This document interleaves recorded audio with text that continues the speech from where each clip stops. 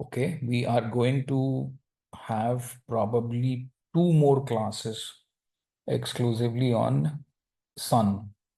Okay, because Sun is the most important planet of all the 9. So I gave a diagram here on the left, this figure. A typical representation. I mean, although it's not to scale, neither I'm saying these are how the planets are or anything. It is only to illustrate a few things, how Sun controls all the planets of the solar system. Okay, so now most of the people know that the planets go retro. Other than Sun and Moon, all the planets can go retro. So retrograde planets, everybody know that. And there will be a difference in speeds of the planets all through the year. They are not running at a constant speed. The speed of the planets will change based on the distance from the sun. Okay, usually a planet that gets into retro would follow this direction. See, a planet which is in a direct motion, it's called as DIR, right? DIR is direct, which is in a standard speed, or which is at a standard speed, will slow down in speed and then become static. Okay, and then slowly progress towards the retro, and then gets complete peak retrogression, and then again follows the same path of retro, and then into slow, and then static, and then little slower, and then becomes direct. Okay, this is how the process of retrogression happens. So there will be different results at different points when the retro happens. So just not merely looking at whether the planet is retro or not, always have a look at the understanding of how much of retrogression is also there. I'm not discussing any of the results here for the retros because I have to complete all the planets. Then I will give you the basic understanding of how retro works.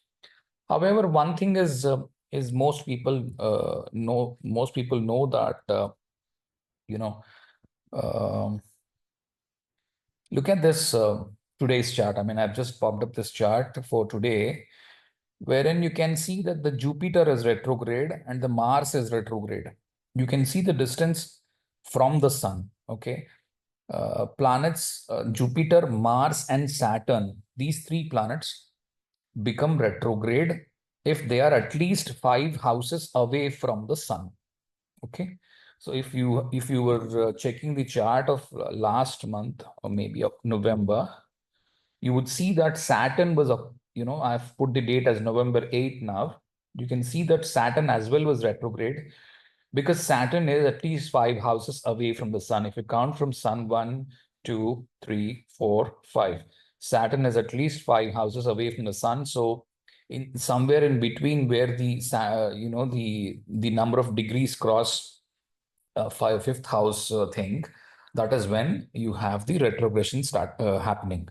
So from here, so this is like, because sun is the person who is going to cover up all the 12 houses in the 12 months. It is not the Saturn which is moving. It is actually the sun which is moving.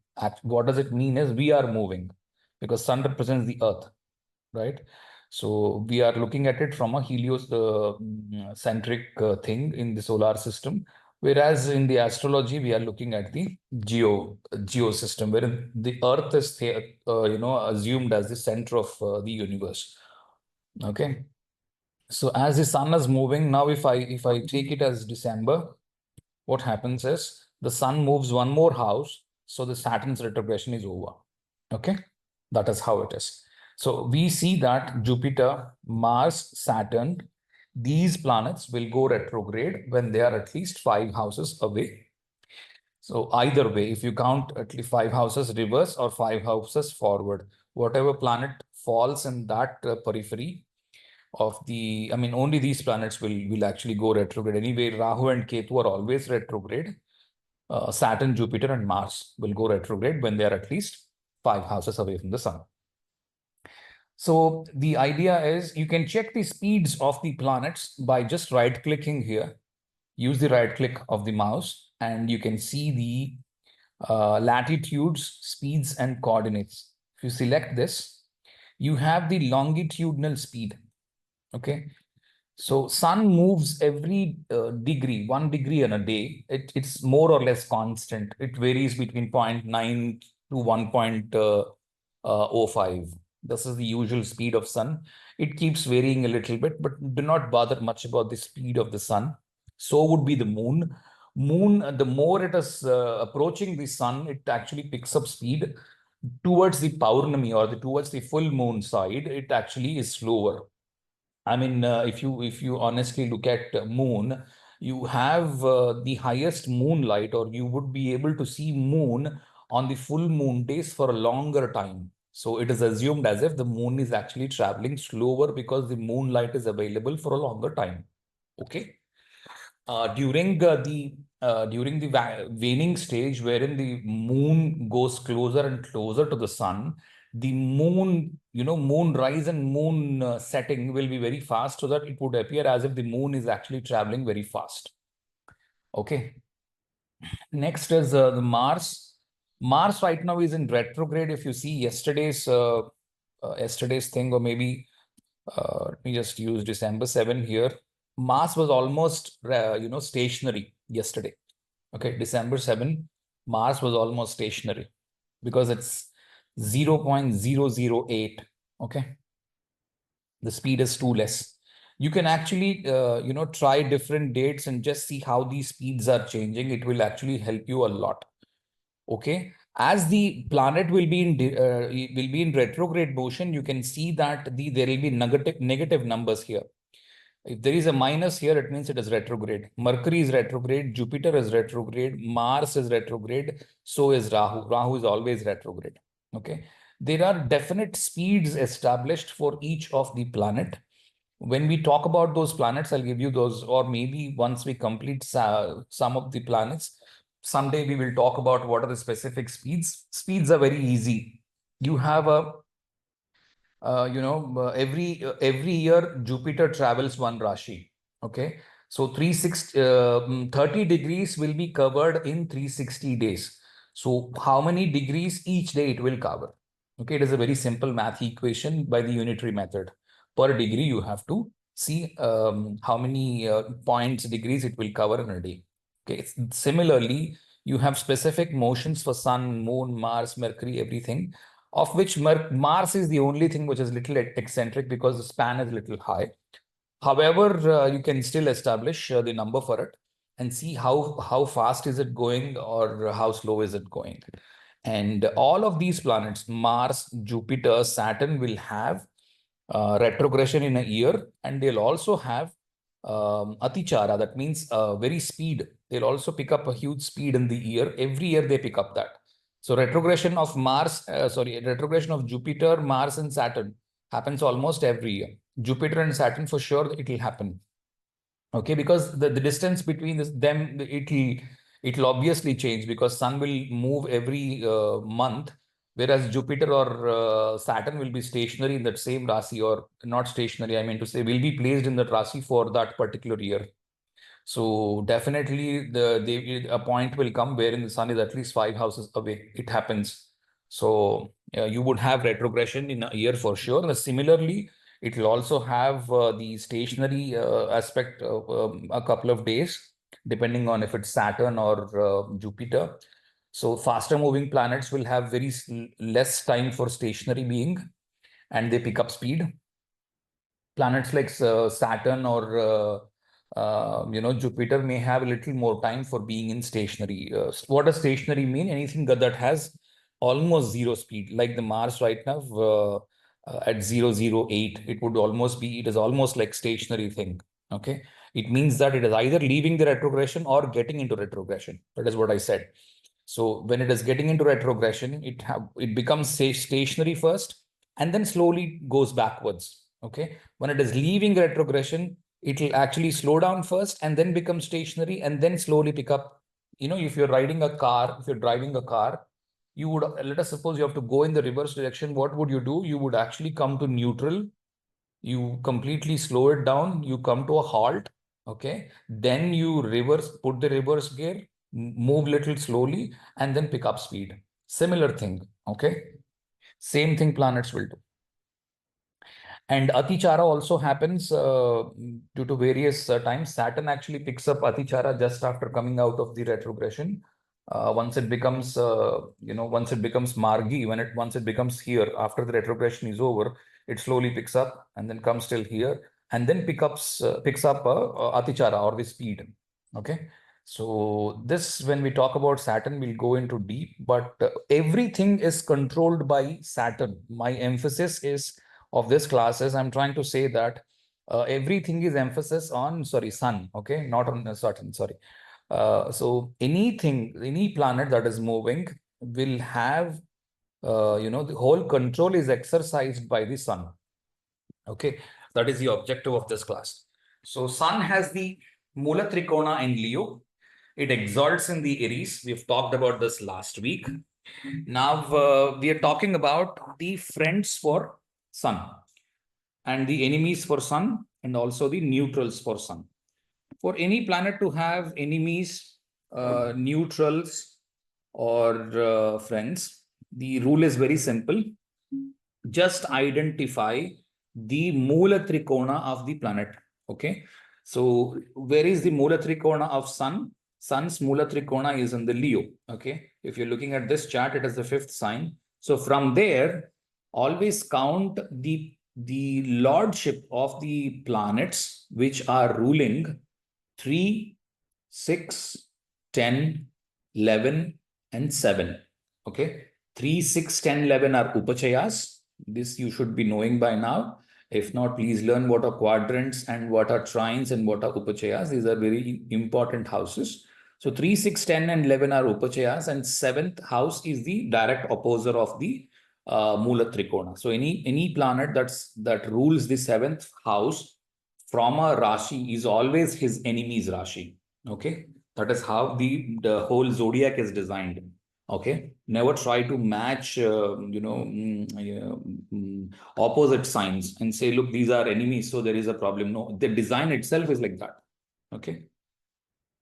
So what I mean to say is, you have identified Leo now. You know that Mercury rules the 2nd house and the 11th house, of which the 3, 7, 10, 11, and 7 are enemy houses. Everything else is the friends houses. Okay. Now Mercury rules the 2nd house, which falls in a friend's house. Mercury also rules the 11th house from the Leo, which falls in an enemy's house. So now, because Mercury rules one house which is a friendly house and one house which is an enemy house, Mercury becomes a neutral for Sun. Okay, Mercury is a neutral for Sun. Now move ahead. You have the Libra. You have the Libra that is in the 3rd house, and you have the Taurus that is in the 10th house. Both are ruled by Venus. 3 and 10 houses, both would represent enemies. So big enemy of Sun is Venus. Okay. Now move forward. Now you have Martian houses. That is Scorpio and Aries. Scorpio is the 4th, Scorpio is the 4th sign, yes. And Aries is the 9th sign. So both are friendly houses. So for Leo, for Sun, Mars is a friendly planet. Okay.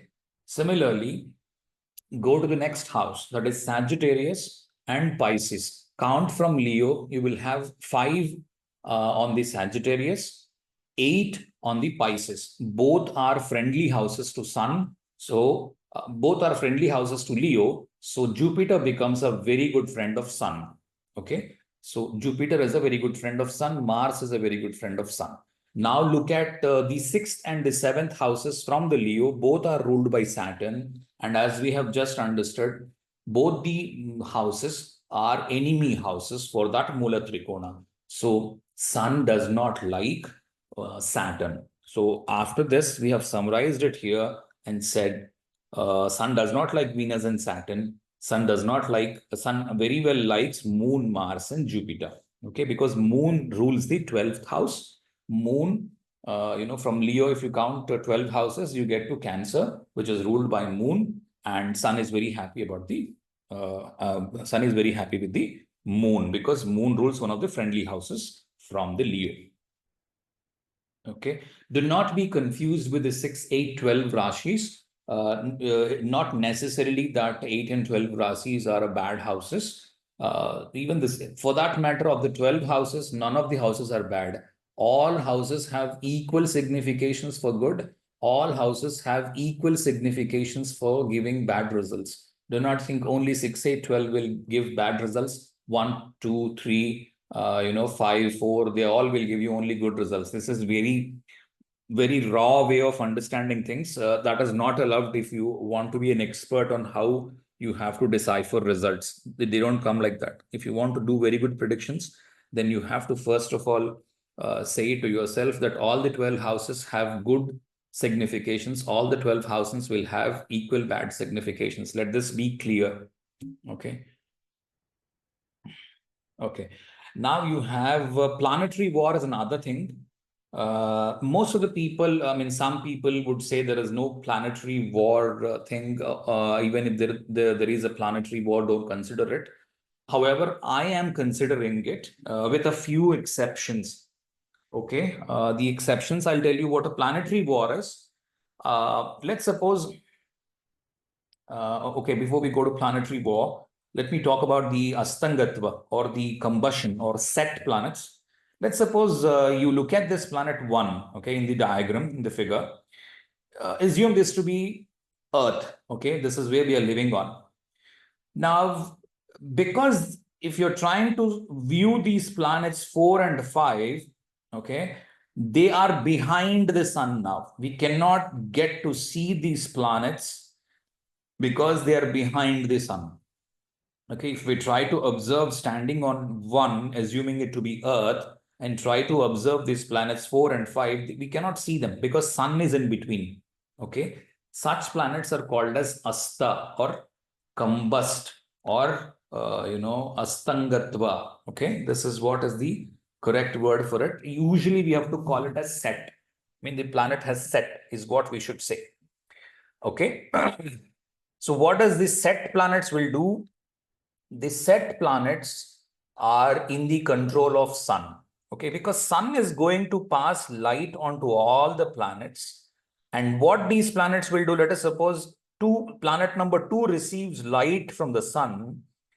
This planet is going to radiate back this light onto all its directions, of which we are living here in one. Let us assume we are living here.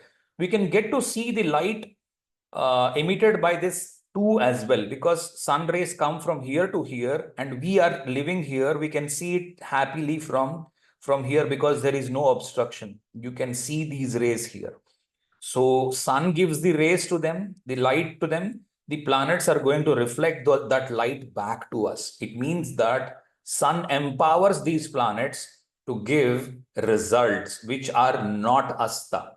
Okay. Or in the other words, the Vakri planets or the retrograde planets will have high Cheshtabala because a lot of sunlight falls on them and they are free enough to give whatever results the planets are deserving. Okay. If a planet is Asta or Astangatva or set, okay, I will not use the word combust because combust means it applies to a Rashi on a Dagdha Rashi. We'll talk about Dagdha Rashis a little later. So always use set as the word, but people interchangeably use set and combustion for the planets, saying that this planet is combust. But it is a good way to say it as Asta in Sanskrita or any of the Indian languages, or call it as set. Okay, this planet has set because it has gone behind the sun. We cannot see it. And more importantly than that, it means that whatever this planet represents now, the 4 and the 5, will have to be delivered by the sun. The sun takes responsibility of delivering these 2 planets results as well. Okay, in simple words, there is a lot to it. We will talk about retro planets in detail. But what is to be understood in a single line, if somebody needs to understand what a retrograde planet is, retrograde planet cannot, show up the light that is being received from the sun to the earth because they have set, and sun can, and the earth, people living on the earth cannot see the light being radiated from here. If you see, even now these planets will be radiating light, But because the sun is too powerful and too illuminated, you cannot get to see the light coming out from these two planets. Whatever they receive it, it is, diffused into the sun's light. Okay. So from here, if you see, you can't see these planets. So now sun takes the responsibility of delivering results from these planets by the sun itself. So what happens is sun would say, look, I'm the father. Okay, I will deal it the way the father does it. Okay, so I cannot give, okay, your Jupiter, your job is to give all the good results despite whatever karma he has done. No, I'm the father. So father is a person who likes to judge the person and say, look, this guy does not, typical Indian fathers, look at them. If you do a mistake, right? If you do some mischief on the road and come back home and somebody complains at your home that, look, your kid has done something wrong on the road, what would your father do? Typical 80s fathers, okay? Typical 80s fathers. It's not about the today's fathers. What would he do? He would say, look, don't provide him food today. Typical Indian father. Okay, don't provide him food today. Let him understand how important it is to be responsible. Okay, don't give him food today. He's not going to die. Don't worry. Okay, this is what he'll tell your mom.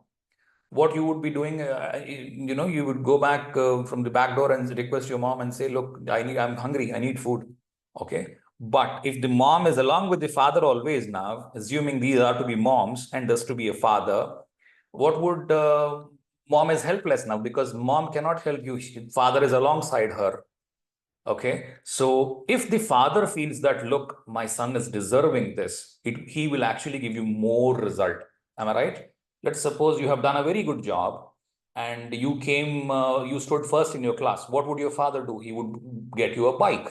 Okay. So both things can happen. Okay.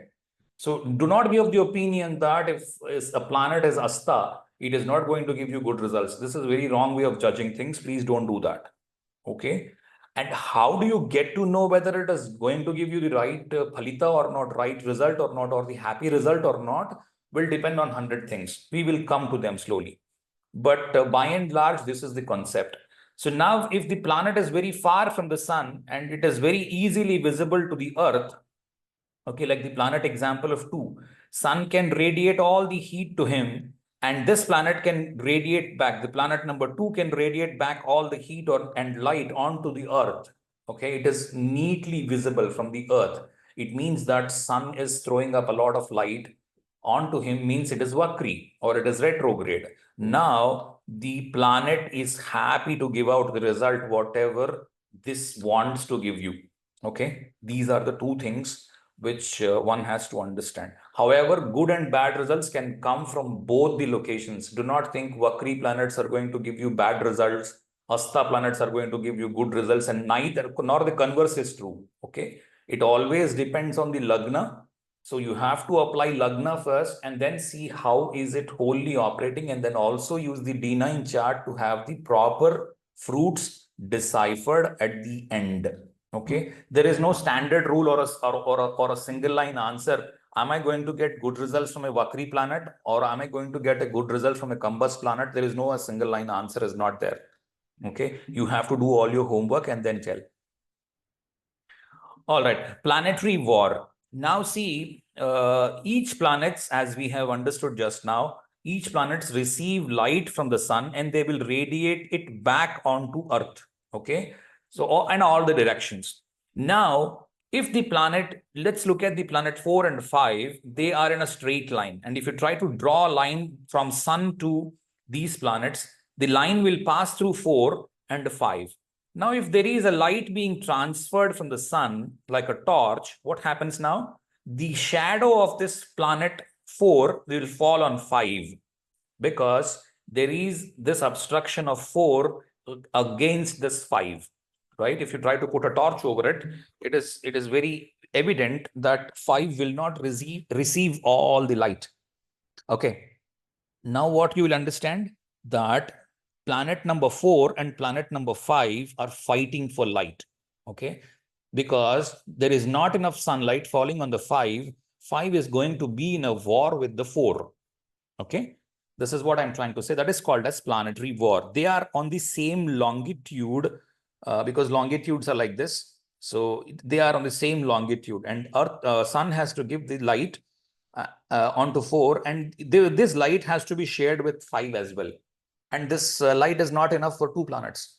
Okay. In that, usually a war results. Okay. Now, not every time a war comes up, only planets which are the weak lords in a successive number. That suppose you have sun and the moon do not participate in war because they are luminaries. Okay, they have enough light on them always. Okay, and if they don't receive, the moon does not receive light, it is not because of the planets. It is because of himself, right? Because we know that moon always waxes and moons. There is no change in it. But planetary war happens very rarely when 2 planets are in the same longitude. Okay. Now, we know that. The thing is, sun, if you count the days of the week, try to count the days of the week. Sun is ruling the Sunday, moon is ruling the Monday, Tuesday is ruled by Mars, Wednesday is ruled by Mercury, Thursday is ruled by Jupiter, Friday is ruled by Venus, Saturday is ruled by Saturn. Okay. Now remove the first 2 days of the week. Sun and moon are removed. Now count from Mars is the first. Mars, Mercury, Jupiter, okay, Venus and Saturn. In the same order, they can fall in a planetary war. It means Saturn and Mars can fall in a war. Okay. Mars and Mercury can fall in a war. Mercury and Jupiter can fall in a war, or they can wage war against each other. That's what I meant to say. Okay. Mercury and Jupiter can go on a war against each other. Jupiter and Venus can go on a war. Venus and Saturn can do the same. Okay. But Venus and Mercury will never fall in a war because they are not consecutive lords of the day. Okay. They have to be consecutive lords of the day. That is when the war can happen. Okay. This is what I'm using. There are so many people use so many things. I am not debating on any of them, but this is what I'm using because I thought that they are working better. People like Sanjay Rath, they are not considering the planetary war at all. I respect their opinion. However, I'm considering this thing. I think that has worked for me. Like, every time PBR Narasimha Rao keeps saying, what works for you is the best. Okay. However, Venus, whenever it falls in a war with any of the planets, Venus always wins because the Parashurama has won all the wars in his life, never lost a war. So that is the logic I'm applying. But you may come back and say, look, other planets may also have waged a war. They must have also won. I'm not up to that debate, but this is what is working for me. Okay. Now, the Rishi is Kashyapa.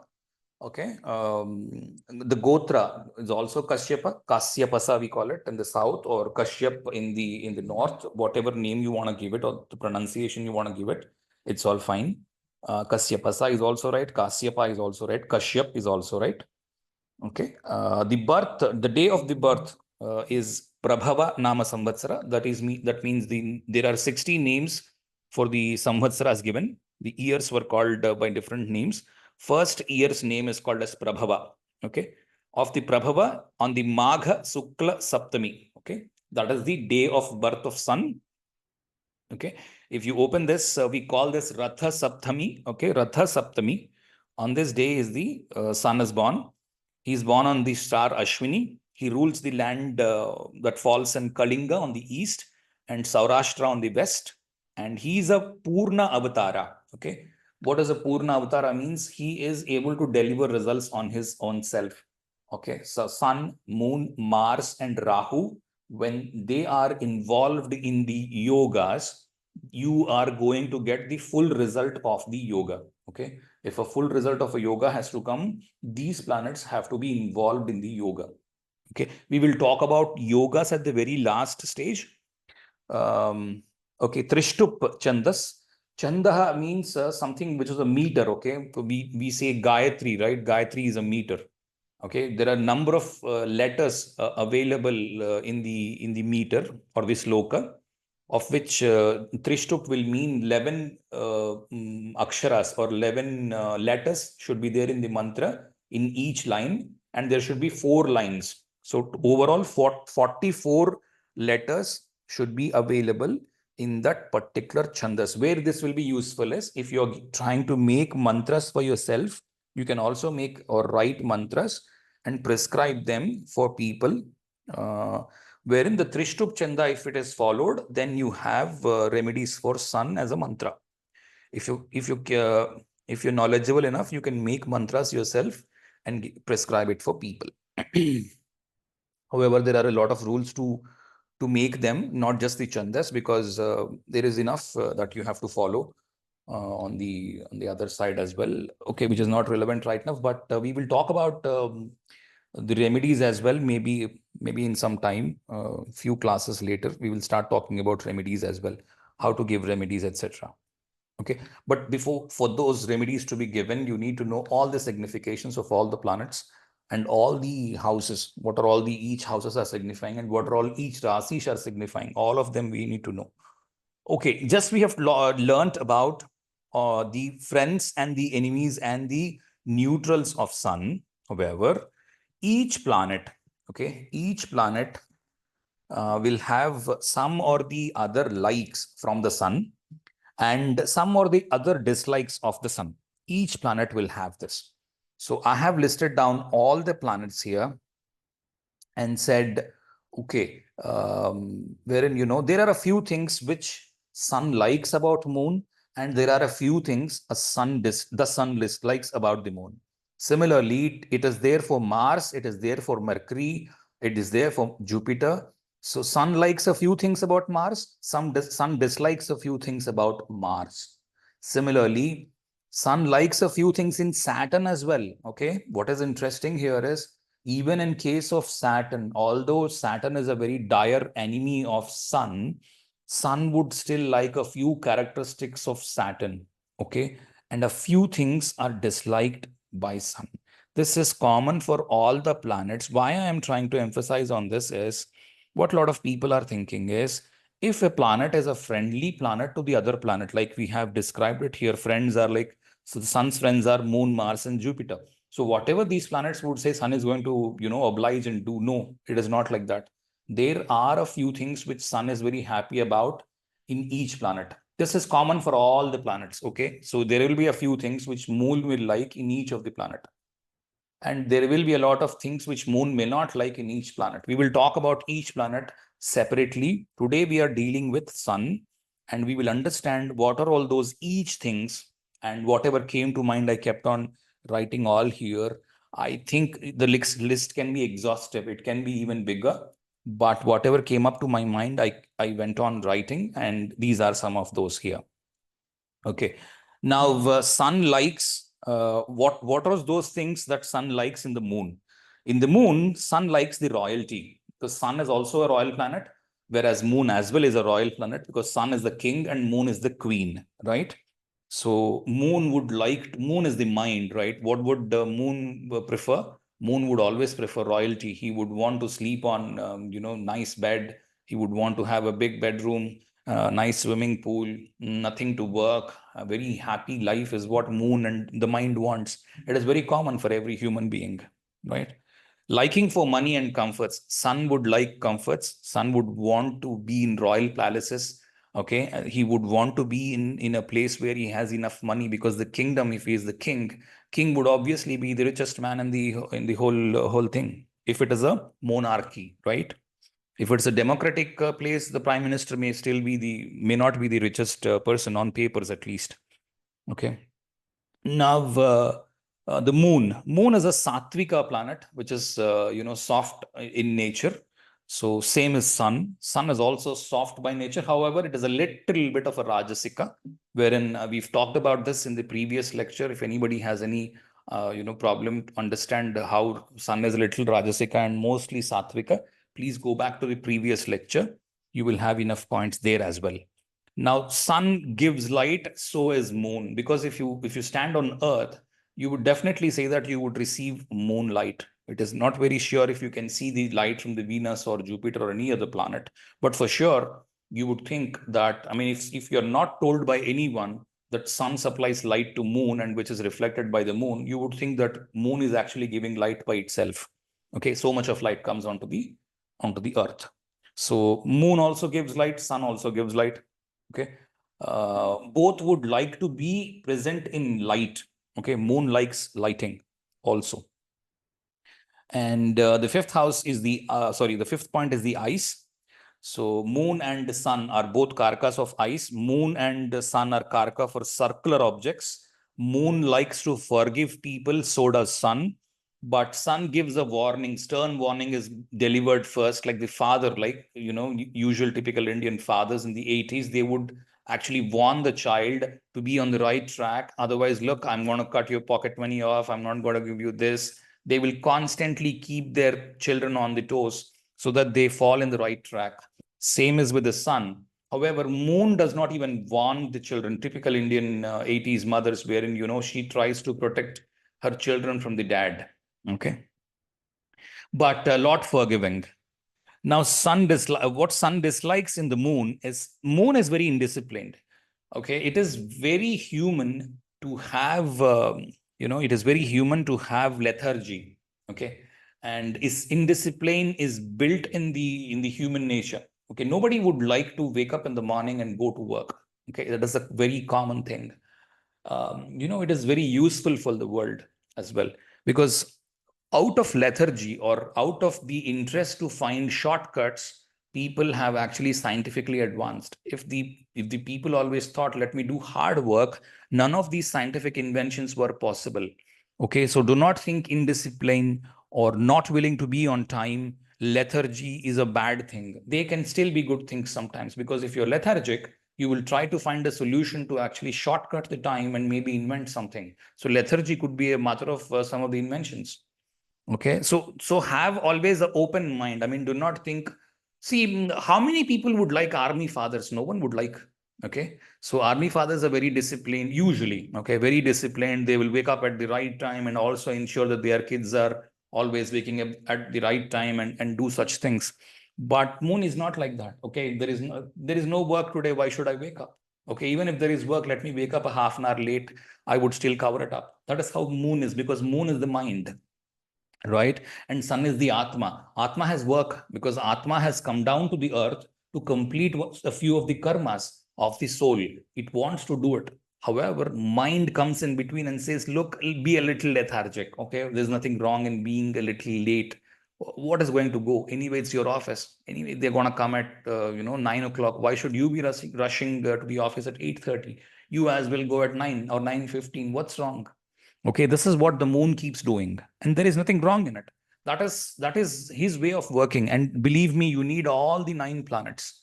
Okay, each planet represents something, and it is important to have that signification for the world running. Okay, if you don't have any of these, one of these planets missing, then you have chaos in the world. Okay, because the scientific advancement will not happen, especially if you don't have the proper moon. Okay. Sun is a loner, okay, but moon always needs support. Okay, sun does not need anyone to wake him up. He would always rise at the time which is determined for him and always will set at that particular time.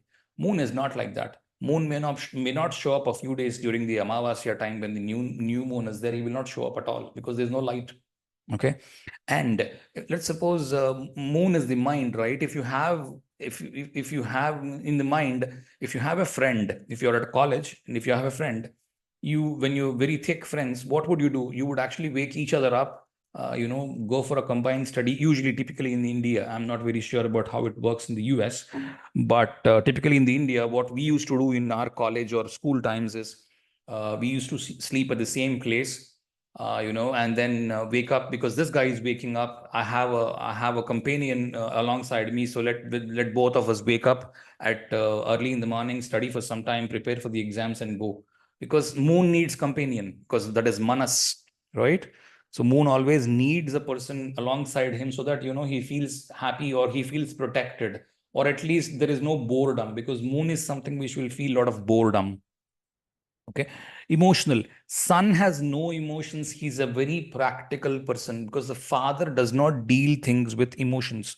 Okay, he would always say that, look, my child has to be treated the way he has to be seasoned. I cannot show mercy on him and deprive him of a few things which he has to learn. Let us suppose if I'm very very careful about, not letting him go here and there, then he will not understand a few things that he has to understand at that right age. So father always tries to push the child, go out, fetch some job, try to understand how the world is, make money, establish a career. Father will be pushy on these things because he has seen that, he has seen that phase, and whatever people wrong deeds they have committed on their children, not, trying to be very protective of the children, and trying to waste their life.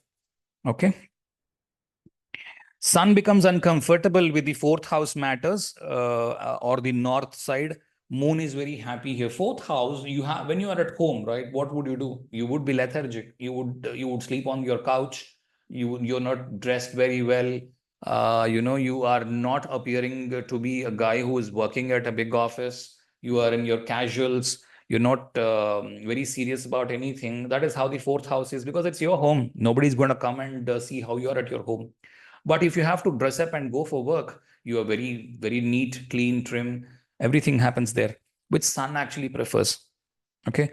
Water. Moon is completely water. Moon is the cause for tides on the earth. We all know that when there is the full moon and the new moon times, you have high tide, and you have the low tide thing, because higher tides happen usually because of the waxing and waning moon. Okay. But sun is a fire thing. It does not want water, and water is emotion. Fire is work. You have to do. That's it. You have to do. You cannot have emotions carrying you here and there. If there is a job, the job has to be done practically. You cannot fall into traps of emotion, which sun dislikes about the moon, because moon is constantly on your. Moon is the mind thing. Moon doesn't like it. He wouldn't do it. Sun is not like that. Son likes something or does not like something, he would still do, because it's a job. A job does not have, should not have likes or dislikes. If a job is given to me, I have to complete that job without any emotions.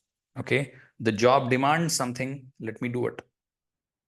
Okay. That is because that's why sun gets the directional strength in the 10th house, and moon gets the directional strength in the 4th house, because at home, what happens is you get a few people. Let's suppose one of your children doesn't listen to you. Would you be rude on him? No, right? You would try to pamper him, try to tell him in a way it has to be explained. But at the office, you don't care about that much. You are looking at what job is allocated to me, and let me keep doing what has to be done. Moon does not do it like that. Moon does likes to ensure everything is in order around him. Okay, if one of the children is not very right, then the mom tries to correct him, will not leave him. Okay, at the office, what happens? It's his life. Let me not disturb him, because my job is to do a particular job. That's it. Let me to complete the job. If somebody else is doing drugs, why should I be bothered there? But at home, it's not like that. So moon tries to correct. Okay, sun is not the person who's trying to correct. Sun is, determined to complete his job. If something comes in his way while completing his job, then sun tries to, get rid of it instead of correcting it. Moon is a different case. Moon tries to apply emotion on that and tries to correct that person. It takes a long time for the job to be completed. That's why. But sun is not like that. He doesn't care about it. He keeps moving. Okay. Hope I'm making some sense. Okay.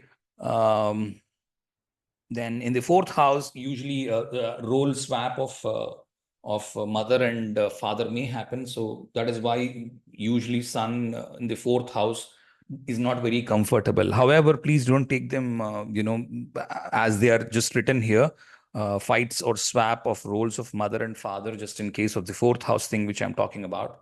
Not every time it happens. We will talk about the 4th house sun in more detail. I mean, this is only just a heads up thing. It may so happen that 4th house sun may have the role swap of father and mother. Okay. That is one of those results. Okay. That means the mother acting like a father and father acting like a mother. Okay. For different reasons. This can be there. Okay. However, that's not the only result. There can be hundreds of results, because we are talking about the D1. So please don't jump on and say, look, I have the 4th house sun, but it doesn't show up there. No, not every time it shows up. Okay. Moon waxes and wanes. Sun is a very stable planet. Okay. Anything that goes up and down or unstable, sun does not like it. Okay. Moon always continuously grows and shrinks. Moon is the only planet which constantly changes. Moon is never stable planet. Mind is something like that, right? You always want to change. That is mind. And you do not like monotony. You know why? Because your mind does not like monotony. But Sun is a planet constantly fighting for monotony. Okay. So he likes monotony. That is Sun. Completely dislikes monotony. That is Moon. Okay. Sun rules the day and Moon rules the night. Sun is focused on work. That is why he is getting the directional strength in the 10th house. Moon is getting the directional strength in the 4th house. Okay. That is why at home you are in the 4th house, which is at the night, and at work you are in the day in the 10th house. Okay. Now the few things for Mars. We have talked about Moon all through now. Now let's look at Mars. Sun and Mars both are Kshatriya planets. They are warrior planets. Okay. What does warrior planets would mean is, protection. What does a warrior offer to anyone as a citizen of a country? A soldier is trying to protect his people. Okay. So the primary job of warrior class in India used to be protection of the citizens in their kingdom. Okay. Now, if you try to apply it to the kingdom of the native, what happens is the kingdom could be whomever the person is going to consider his kingdom. Okay. His kingdom could be like he is a king, his father, his mother, his sisters, his brothers, his colleagues, whomever he would want to protect. Okay. Those things, these people are very good. I mean, Sun and Mars are very good at protecting. Okay. And they also have the very good fighting spirit. Okay. The fighting spirit comes out from the fiery planets, Mars and Sun. They are very happy to fight in a given situation. Okay. So that is why I keep saying you need the significations of all the planets. Fighting does not mean you're picking up a knife or picking up a pistol or a revolver and trying to shoot people. No, it is not like that. If you are in a situation wherein if you can fight the situation and if you can come out of that problem, okay, so fighting against a problem that you have, let's suppose you are in a financial crisis. Sun and Mars are the people who are going to get you out from that crisis, because Sun would say, look, do your job. Okay, Mars would say the same thing. Do your job, focus on your job, money will automatically come. Okay, so that is why these people, Mars and Sun, would get directional strength in the 10th house. Okay, and they have a very good fighting spirit. Okay, and they love challenges. Today, whoever is look at the richest people. You take Elon Musk or Bill Gates, or for that matter, anyone. They have picked up one of those problems which the world is facing. They have solved that problem, taking it up as a challenge, not looking at it from the perspective of a problem, but taking it up like a challenge and solving it for the world so that they become richer. That is how Sun and Mars are going to give you money. Okay, because what a lot of people are thinking is Jupiter is the money karka, so Jupiter will give money. No, it is not like that. All the 9 planets can give you money. Okay, do not be fooled by such people who would say, look, Jupiter is debilitated, you have poor money. No, it is not like that. It never happens like that. Okay, all the 9 planets can give you money, including Ketu. Okay, if somebody wants to debate on this, it's very simple. Use some logic. The logic is, if Ketu is a planet who does not want to give money, I will show you hundreds and thousands of people, or even lakhs of people who have earned very good money in the dasha of Ketu. Okay, if Ketu always wanted to break you up and tear you apart, why would he give you money? Simple, right? Ketu should always bring you down, and Rahu should always get you up. No, it doesn't happen like that. It can be converse. It can be completely different as well. Okay. So do not make generalized predictions for any of the planets. None of the planets will work like that.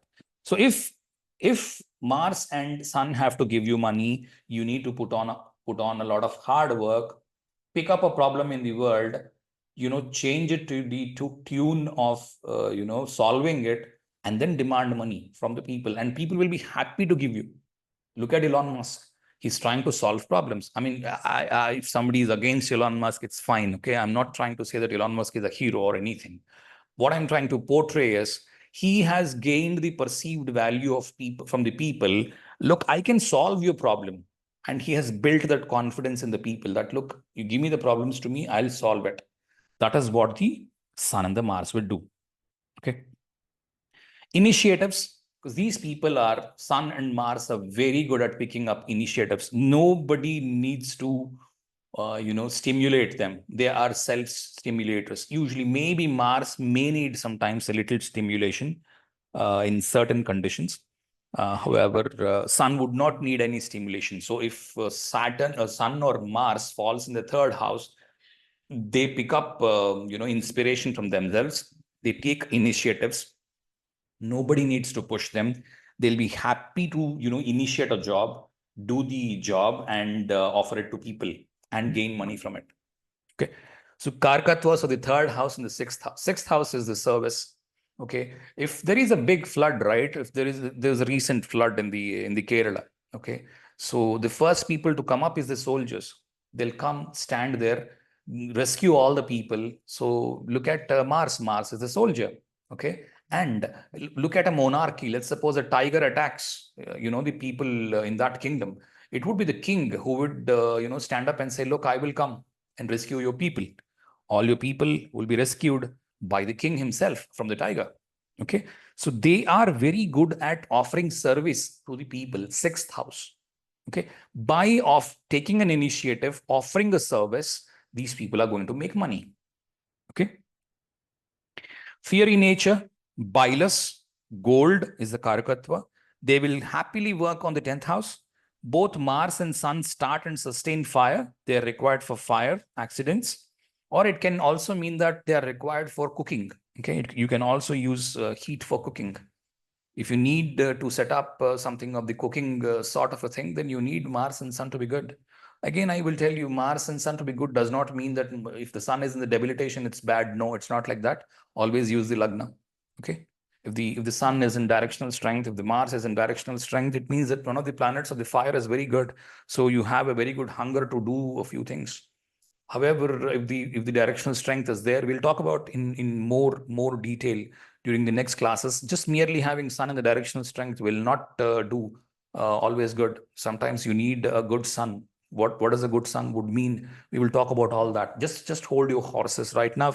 You may still feel that, look, we have gone through 2 classes, but still we are unable to understand what the whole significations are. But yes, it takes some time. You have to be a little patient. Okay. Likes winning. So these people are very good at waging wars and winning. It does not always mean that you always carry a weapon and try to kill someone. No, it's not like that. Trying to win over situations, converting them as opportunities and winning.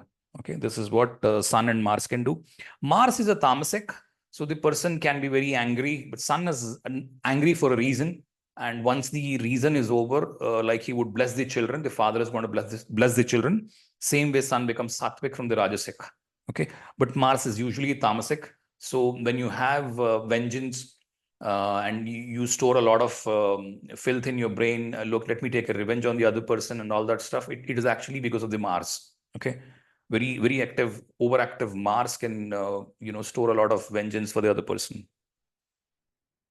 Again, does not mean that exaltation is going to bring you all that. Not necessarily. Okay, so don't jump guns right now. Try to understand what planet can give you what significations. This class is only for that. Do not try to make conclusions as in, when the Sun is exalted, you're going to get this, or Mars is debilitated, you not going to have this. It is not like that. Okay, it is not such straightforward thing. When the Lagna is changed, no matter what your planet is doing in the Rashi level, the whole thing is going to change. Okay, all that matters is Lagna. Without using Lagna, no result is going to work. Okay, Mars is a tamasic, Sun is a sattvic. As I said, Sun forgives, but Mars usually cannot forgive that easily. Okay, Mars suddenly feels energy and later rests. Sun constantly works. Sun is focused on constantly doing something. Mars is the only planet, as I said, it keeps on increasing speed suddenly, it gains a lot of energy suddenly, and then it loses energy suddenly. So it goes, very slow. It goes very fast, little eccentric, you can say. Okay. Whereas sun is focused on constantly doing at a very, predictive way of doing things. So if somebody does a thing, if he is a very good sun, you can predict what he's going to do next. But if you have a very good Mars and if you're going to try to do something, very difficult to predict it. So you have to decide. Okay. So never think that this is a bad thing. Okay. It can be a good thing as well. If you have a very good sun, you're very predictable what you're going to say. Okay. If you have very good Mars in place of sun, okay, your sun may be bad, but Mars is a backup planet for sun. Similarly, moon, Venus is a backup planet. That's why you have two planets each at all the four quadrants representing each thing. Sun, Saturn and Rahu. Okay. Sun and Mars, Jupiter, Mercury, Moon, Venus. These are backups for each of them. Okay. One another, there is a backup. So if your Mars is stronger and your sun is weaker, so you're using your Mars to get that fire. So that fire is unpredictable. You don't know how you're going to go. So if you are, bidding for a big contract and your competitor wants to, predict what you're trying to quote, if you have a very good sun and a weak Mars, you will be easily predictable. So don't ever say that sun is good, Mars is bad, or sun is bad, Mars is good. No, there is no generic statements for any of that. Okay. Sun is a loner. Okay. Mars is an army man, so who could work in groups or sometimes alone too. Okay. Mercury. Mercury with Sun. Sun is a little Rajasic. Okay. And Mercury is completely Rajasic. Mercury, we talk like a child. I mean, we always portray Mercury as a child. If you walk up to a child who's about 5-6 years, who can barely speak, stand beside his mother and tell him, look, your mother belongs to me. Then he would say, look, mother is mine. You cannot take away my mother. Okay. He's a kid. So he cannot give away anything. Pull one of his, toys that he's playing with. He would cry aloud, right? He would never allow others to touch his toys. This is a usual, typical Mercurian trait. Same thing is what Mercury is. Mercury debilitates in the 12th house because Mercury does not like giving away things. Okay. That is why 12th house Mercury debilitates in the Meena Rashi or the Pisces. Mercury is debilitating because a child does not want to give away his things. Okay. Child thinks this is my property, right? Same thing as Mercury. So Mercury is very good at, Chayana Shakti, we call it. Chayana means collecting things. If somebody gives him a toy, he secures it well. And then he picks up more and more things. He keeps adding up things, or he tries to collect more and more things. Okay. So what does it mean? Mercury is looking at going for a prosperity. Mercury is looking at earning money. Okay. So in the terms of earning money, Mercury and Sun are on the same line. So if your prediction has to go in the line, whether will the Mercury support the earning or not, Mercury will obviously support Sun to earn money. Okay. Sun is educated in every field, and Mercury is a very good student, always curious to learn. Okay. If you want to have curiosity, very good curious person has a very good Mercury. Okay. And Sun would like to solve problems two ways. Okay. Sun would like to use his Bhujabala and the Buddhibala. Bhujabala means the shoulder strength. That means waging war using power, etc. Buddhibala means using the intellect. Okay. Intellect is there with Sun and Mercury both. Okay. So both can solve problems using intellect. Okay. Initiatives to study or improve, both are very good with both Sun and Mercury. Sun rules the creativity because he rules the fifth house. So creation happens from the fifth house. That's why we are in the world. Fifth house rules the children. Third and the fifth house are, ruling the creativity, because there is mating in the third house. That from the third to the third house, there are children. Okay. And the creation is like that. So none of the houses represents always bad. Okay. Third house, which you think could be a bad house, is very important for mating. That is where the mother and father are mating and producing children. Okay. So third house as well is important to deliver. I mean, why we are in the world is because of the love of the mother and father, right? Okay. Now, the dislikes of Sun. Mercury is Rajasic and Sun is Sattvic. What does Rajasic would mean is keeping all the wealth for himself, does not like to share. Okay, that is typically Mercury. As I just said, none of the toys of Mercury will be shared. I mean, no child would want to share his toys. Even if he's his own brother, he wouldn't like to share it. Okay, because that's his toy. Let dad buy another thing for you. Why should I be sharing mine? This is how typically Mercury would behave, because Mercury is looking at, keeping you in the world. Mercury, what does Mercury think? I'm a young guy. I would live forever. Okay, that's what the young people would think. I'm not going to die. I'm going to live forever. Okay.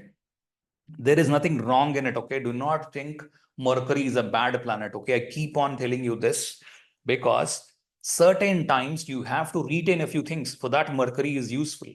Okay. Let's suppose you are a middle class man. Okay. And there are two people like that. There are two middle class men. And one person does not keep anything for himself or his family and tries to give away everything in the charity. What happens to the family of this guy who is giving away everything in the charity? He's a middle class man. He has no much of income. He's going to starve. So would be his family. But a middle class man with a very good Mercury, he's going to conserve money, energy, everything within himself and try to spend very, very carefully, save some money, build some fund, and then become richer. So Mercury as well is very important to become rich. Okay. Never think giving away is very good. Not giving away is, you're not like a sannyasi. Okay. You are leading an ordinary life. If you are a sannyasi, it's a different thing. Even if you are becoming a sannyasi, you have no right to donate away all your charity. You still have to leave a lot of wealth to the people who are your successors. Okay. That is what Dharma Shastra says. You cannot pick up a sannyasi just like that. Okay. It is against the Dharma Shastra. Please don't take any offense if somebody is willing to do it, because there are a lot of rules that you have to follow if you are picking up sannyasam. All right. Mercury does not like fights, but Sun is a very good king who would like to wage wars. Okay. Because Mercury is a child. If he involves in a fight, then Mercury would obviously lose it. What Mercury would think. Okay. Mercury is completely witty. Okay. Mercury is cracking jokes always because he's an adolescent.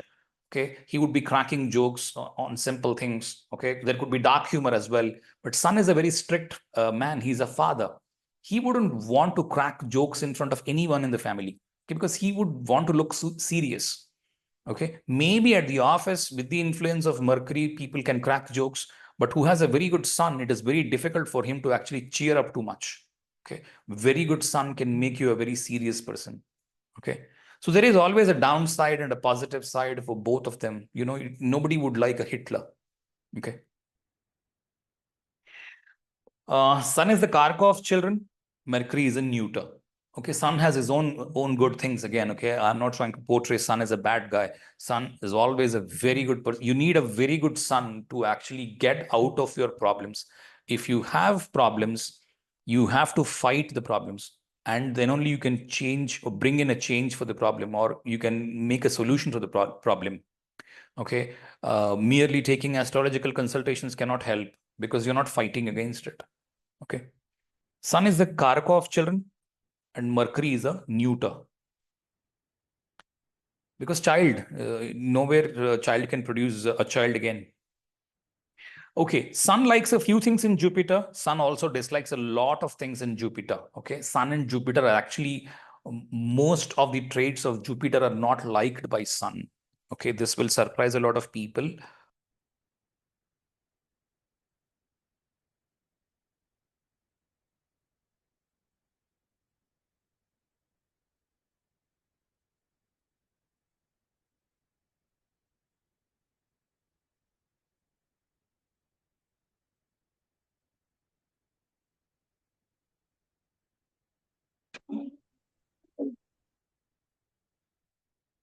Oh my God. Did I go mute for quite long? Yes, sir. Audio was lost. I was Yes. wondering if it was me. Okay. Yeah, it is. Till where did you hear? Jupiter, the sun does not like Jupiter for some reasons. That one. Okay. Thank you. So Sun does not like Jupiter for a lot of reasons, and Sun likes Jupiter for a lot of reasons. So let's look at why Sun likes Jupiter. Okay. So both are Sattvic planets, and Sun earns a lot of money, and Jupiter is the Karka for money. Actually, Jupiter is Karka for prosperity. If you hear good people who teach astrology, they all will say that Jupiter is not Karka for money. Jupiter cannot give you money. Jupiter will give you happiness, or Jupiter will give you prosperity. Okay. I agree with most of those people. Just not merely understanding Jupiter as a Karka for money is not right. Okay. Uh, I'll tell you a simple thing. What does Jupiter like is a balanced life. You are there. You have a family. You have children. Your children are disciplined. Everything is in order at home. Okay, and you go to office. Okay, and your kids are at the school or the college or got married or in the office, wherever they should be ideally at that particular point in time of their lives. If that is happening correctly, none of the children are divorced. Okay, and everything is all right. That is what the Jupiter is looking at. Prosperity is that. It is not just merely, you have 500 crores, then you have a good Jupiter. No, it doesn't work like that. Jupiter is not focused on that. Jupiter is focused on the prosperity of the individual, wherein everything is right for him. Okay, for that particular thing. Okay, nowadays it has so happened that everything we are measuring in money. So what people are thinking, Jupiter is the Karka for money. No, Jupiter is the Karka for prosperity, happiness, simple things in life. Okay, there can be a rickshaw puller or a taxi driver. He would still be happy in his own ways. Okay, and there can be a big guy earning crores and millions of rupees or dollars. He may still not be happy. So an unhappy man will have a poor Jupiter. Okay. Again, I tell you, poor Jupiter does not mean debilitation, or a good Jupiter does not mean exaltation. No, it is not like that. Okay. We will talk about those things shortly, maybe in 1-2 weeks from now. Now, Sun is educated and Jupiter is the educator. Everybody knows this. He's the guru. And kings always take advices from gurus. They are happy to, whenever they are stuck in a problem, a king would actually go to his guru, approach him, and then ask him a solution. Okay. God and pujas are support function for kings. Okay. They would like to, if there is a Shanti puja has to be done or something, if, while king does his job, okay, king wants to go out in the battlefield, fight and wage a war, but he would also ensure that his Raja Purohit, or the person who is responsible for the Purohita in his kingdom, he does something, some puja for him, so that even he gets the help from the god as well. Okay. This is what king would be looking at. Sun is a loner, and Jupiter heads loneliness. Because if you want to earn wisdom, right? If you want to earn wisdom and if you want to gain knowledge, you look at any of those people who stood first in the any of the entrance examinations. He did not study in a group. Okay, he dislikes group study because he thinks he would be, he has to lower his pace of study or something, because he reads it very fast. And if you are in a group, then you have to, walk together. Okay, but Jupiter is someone who heads the loneliness and tries to learn a lot of things in loneliness. Okay, Sun as well is a loner. He can wage a war lonely. Okay, however, Sun is troubled in the 12th house because Sun gets Maranakarak Sthana. Why is Sun? What is the main function of Sun? Main function of Sun is ruling his kingdom. What does ruling in his kingdom would mean? He has to stay in the kingdom. He has to help his people, protect his people, serve his people. When can that happen? When he is in the kingdom and gets to see what his people are facing. And let us suppose a king is there. He doesn't appear in front of anyone. He hides up somewhere. That kingdom will be gone in very, very few days, because the opponents will know that the king is not coming every day. So let us attack it. And the fort will be occupied very soon. Okay. So 12th house Sun would mean the fort is empty. Okay. Again, I'm saying it does not mean that the Sun, 12th house Sun is a bad thing. No. Okay. 12th house Sun has significations. You can make use of them and become a big man even then. Okay. None of the positions, all 12 positions, none of them are bad. None of them are good. Everything has karma around it. You have to work through the karma. Okay, that is when you will be happy. Sun is the Karaka for children and Jupiter is the Karaka for happiness from children. Both are highly forgiving. Okay. Sun works for his people. Jupiter does not like to work. Okay. If you have attended any of the classes of the Panchugiri, or for that matter, any good person like Sanjay Rath or anyone, you must have heard this word. Okay. Jupiter, what does he do? He exalts in the fourth house. Okay. Why does he exalt in the fourth house? Because fourth house is the hope. Okay. What does Jupiter do? He looks up to the sky, praise the Almighty, or for that matter, any god that he likes. And he would say, look, the God will solve the problem. I'm not going to do anything. Let the God solve it.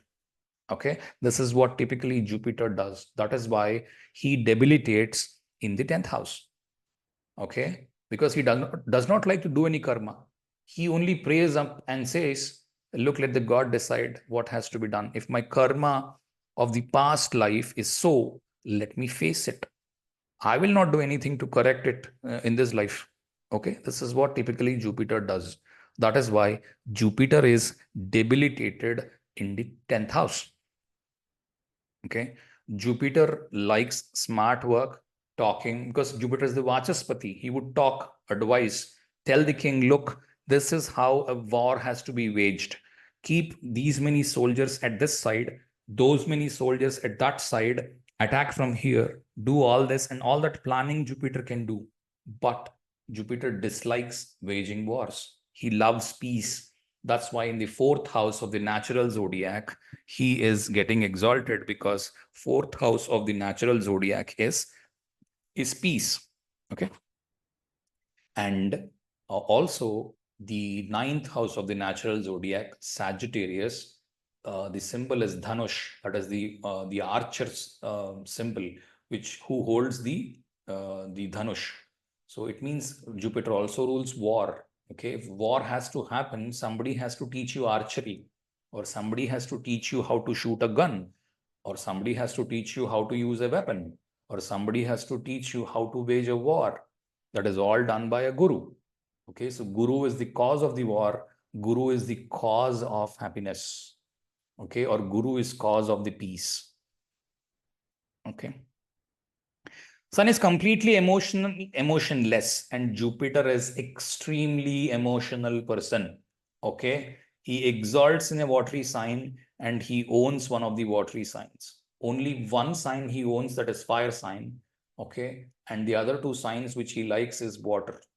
Okay. So Jupiter is extremely an emotional guy. Okay. He would not like to wage wars, because there will be a lot of people who will be killed. Okay. So Jupiter does not like it. If there is a competition, Jupiter is the first guy to exit. Okay. A lot of things will actually surprise a lot of people, but these are all true. So if you're trying to put Jupiter in the 6th house or the 3rd house, Jupiter is going to struggle. Okay. If you ask him to do a job, Jupiter is the first person to struggle. He doesn't want to do a job. He wants to pray. He is an excellent prayer. He can make God listen to him. Okay. That is why Jupiter is the most benefic. So if he can make God listen to him, why would he bother to work? Okay. You do not have to take Jupiter as a wrong planet here. That is the character or the signification of the Jupiter. Where you need God's help, there only God can help. Where you need human intervention, there only humans have to go. Okay. So let us be clear on where human intervention is required and where God's help is required. So where nobody else can help, that is where Jupiter can do a lot of great things. Okay. When everything has gone wrong, Jupiter is the only person who can save you, because Jupiter can talk to the God, bring his blessings back onto the earth where you're living, or onto yourself. Okay, Sun has Marad Karaksthana in the 12th house. Jupiter owns the 12th house, but Sun dislikes water and isolation. That's why I said, so Sun's main duty is to provide protection to his people. If Sun is in the 12th house, Sun is in isolation. Sun does not want to see anyone, because in the 12th house, you're in the bedroom. Nobody would come and see you in the bedroom. Okay. So they would always want you to be, either in the hospital or in the jail. What would you do in a jail or a hospital? You are in the isolation. You are not allowed to meet people, because if you're in a jail, there are timings to meet people. In that, you cannot do anything. Similar as the hospital, you cannot do anything. Okay. Same is your bedroom. So you would, I mean, if you're sick and ill, you're in the bedroom, nobody would come and see you or take your advice. They'll say, wish for you, come shake hands and leave. Nobody's going to ask you, what should I do? However, sun's main job is, asking from people, do you have a problem? I'm there, I'm the sun, I'm the king. I'll solve a problem for you. Tell me what your problem is. I'll solve it. This is what sun keeps doing. If he's in the 12th house, who would approach him? No one. So sun dies off. Okay. So now don't think sun dies off would mean something wrong as a signification. No, please, please, please, please, please, please, please. Okay. It is for the sun, not for the native. It is for the sun, not for the native, not necessarily that it is going to affect the native. Sometimes it is important to have 12th house sun, okay, or 8th house sun, or 6th house sun for particular significations to happen in your life, okay. Sun takes initiatives to solve other problems. Jupiter has Marana Karakstana in the 3rd house and dislikes the 6th house. What does Jupiter do? He'll give you an excellent advice. He'll tell you, please do it this way. Okay, I'm going to advise you. Please use these things. Solve your problem yourself. Okay, if you have to solve your problem yourself, then you need the fire. So Sun and Mars are needed. If you are struggling for help, you are not finding a help, you need a Jupiter. Okay, so these two are two different things. You need an advice. Okay, you need Jupiter. You need you need to fight for yourself. You need a sun. You need a Mars. Okay, so each planet is different. It holds different significations. Never think Saturn is bad, Rahu is bad, Ketu is bad. This is all LKG level, kindergarten level astrology. It doesn't work. All planets are necessary. So sun likes, what are those things that sun would like in a Venus? Venus and sun are sattvic planets. Venus is a rajasic planet, actually. Sorry for that mistake. But Venus still has a lot of sattvikta in him. Okay. So Venus is a karaka for comforts. Sun enjoys comforts. Sun is an educated man. Venus as well is a Rakshasa guru, right? Shukracharya is a Rakshasa guru. So he's actually more qualified and more knowledgeable than the Jupiter. Okay. And kings take advices from Guru, and Venus likes to give away everything. That's why, Parashurama who waged war against all the Kshatriyas when Ramavatara was happening. 21 times Parashurama waged war against the Kshatriyas and got all the kingdoms occupied, and he declared himself to be the king, but went back after having seen Rama, went back to visit sage Kashyapa and gave away all the kingdom to him. So Rama obviously became the Surya Vamsha's king who ruled the whole earth. Okay, so Venus gives away everything just like that. So he exalts in the 12th house. Okay, but Sun also would like to give away everything. So if you have to be very charitable, you should need to have Sun in the 12th house. It's a good signification. Okay, Sun is Karka for children, and Venus is Karka for sperm. Okay. And Sun is Karka for 6th house, solving others' problems, but Venus dislikes hard work because Venus is a guru. What is the purpose of having a guru? He can only give you an advice, but cannot go and work for you, right? You cannot ask your guru, sir, please go and wash, clean my room. Can you say that? No. Jupiter can tell you, use these liquids to clean or mop your floor. Okay, these can help you. Just for the sake of saying it, I'm saying it. I'm not going to say that Jupiter is going to help you to come and clean your floor. Okay. However, if the cleanliness is the job, and if an engineer or a Jupiter is an engineer kind of a person, if you believe him to be, then Jupiter can give you an advice. What is the best way to clean your floor? Okay. Sun is cruel, no compromise planet, while Venus rules relations, and Venus also rules water and emotions. Venus is also highly emotional. Okay. Venus is a person who is also highly emotional. Sun likes fighting and success in it, but Venus is a guru, Brahmana, against the Kshatriya thing. Kshatriyas are there for waging wars. Brahmanas are there to help people by chanting mantras. Okay. So Venus dislikes fights, but can help the sun by chanting mantras or doing pujas or homas or yajnas and stuff like that. Okay, sun is completely emotionless and cruel, while Venus cares hugely for the emotions. He exalts in the water and gets directional strength in water. What is emotion or the practical sense? I think you should know it by now that, sun does not mind what he is doing. An emotional planet like Venus or Moon or Jupiter, for that matter, Jupiter exalts in the Venus in the Cancer, again the water. So emotional person is, he would always look, if I do this, this can happen. If I do that, that will happen. They'll just keep thinking of the end results before even the work is done. Sun is not like that. He's a cruel man. What is my job? This is the job given to me. Let me do the job. I will not care if somebody else is, being strained because of my job, because my job is so. I have to do this job. That is my job. Sometimes you need such strict attitude to complete your job. Otherwise, you will keep thinking, if I, secure a job, other people might not secure a job. So I'm trying to destroy the opportunity of the other individual of securing a job by actually, getting into a job. So let me not go to the interview itself. This is going to only ruin your life. Okay. A very, very huge Jupiter can do like this. Okay. He may keep thinking that, look, I don't need much of a money, so let me be starving. Let me help the other person. Okay. So sometimes it is bad, sometimes it is good. Sun has MKS in the 12th house, Venus exalts in the 12th house. Sun dislikes water and isolation. Venus likes purity in relations. Okay. Okay, Venus, why he exalts in the 12th house. We will talk about Venus in more detail when we are talking about Venus. However, Venus represents the purity in relationships. So your 12th house is purity in relationships. Your bedroom has to be clean. That is where Venus exalts. Okay.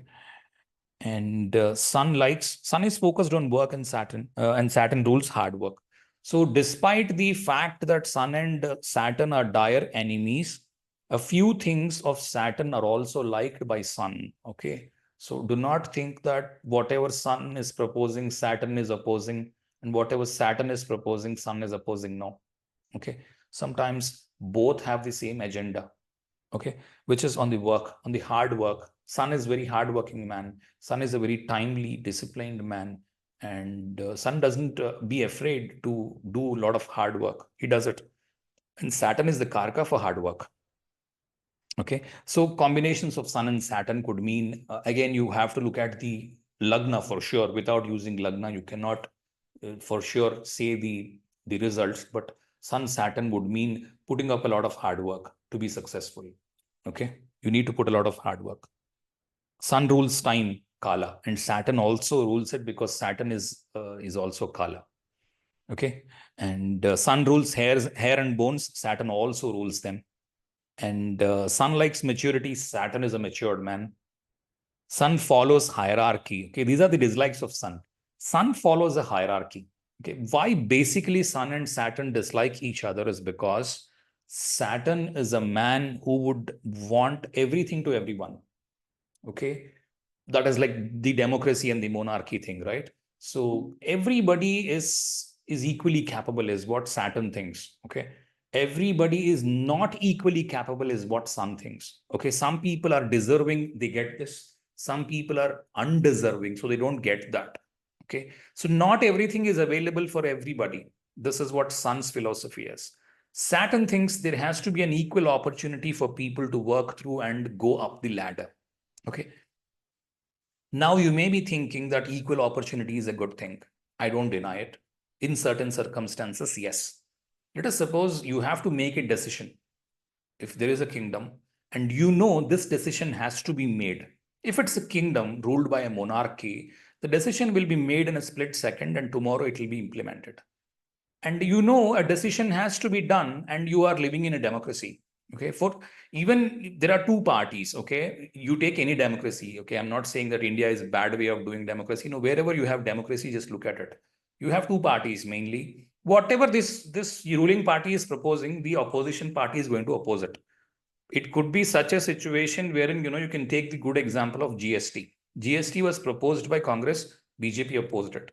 BJP again proposed it, again Congress opposed it. Okay, I'm not saying I'm a supporter of BJP or a Congress or what I am supporter of is actually immaterial because I'm a human, so I can support anyone. So leave it on me. However, the understanding that you need to have is in a democracy, it is not actually too easy to make a decision and get this going. So that is why when Saturn is in the exaltation, the democracy happens, and therefore the monarchy cannot run and decision making becomes slower. That is why Saturn is very happy about it, because the decision is going to be right and fit for everyone. If you have to fit it for every class of the social structure, then ultimately whatever decision comes out will actually completely lose its texture. What you actually have proposed and what actually comes out as a law, is really, sometimes laughable at the end. Okay. Sun is very hot.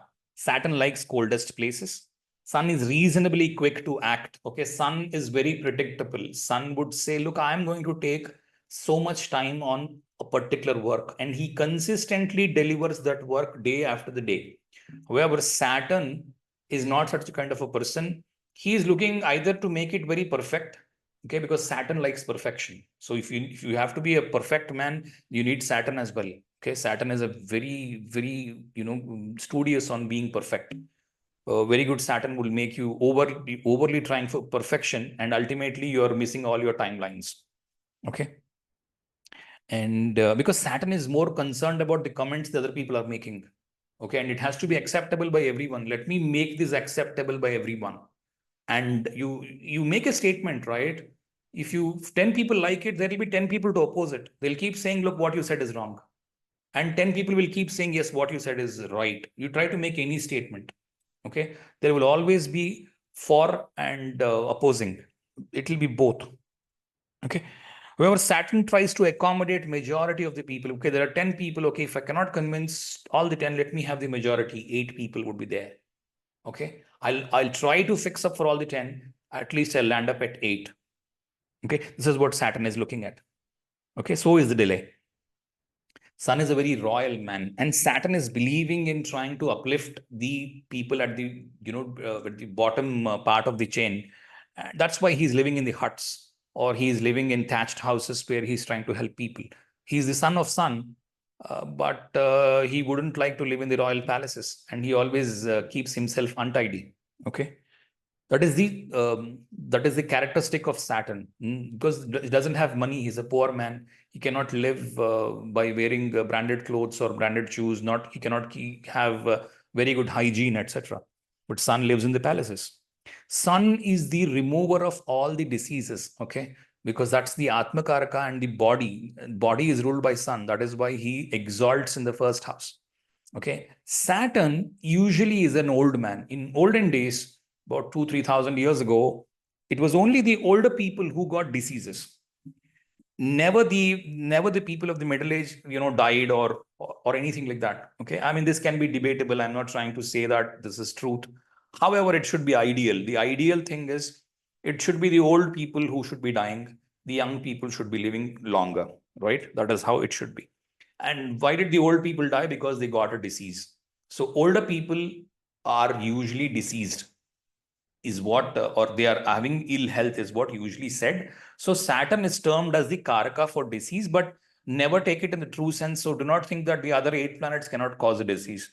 Equally, all 9 planets can give you a disease. Okay, if somebody says that Saturn can give you a disease, no other planet gives you a disease. This is a LKG level or the kindergarten level astrology. All 9 planets can give you a disease. All 9 planets can remove diseases, but Sun is the person who is going to bring in discipline in the person. If any of the diseases are due to the bad habits or bad routine of the person can quickly correct himself, fall in line, follow the dietary advice and the medical advice given by the doctor, and heal himself quickly. You need Sun. Okay, that's why Sun considers himself to be remover of all the diseases.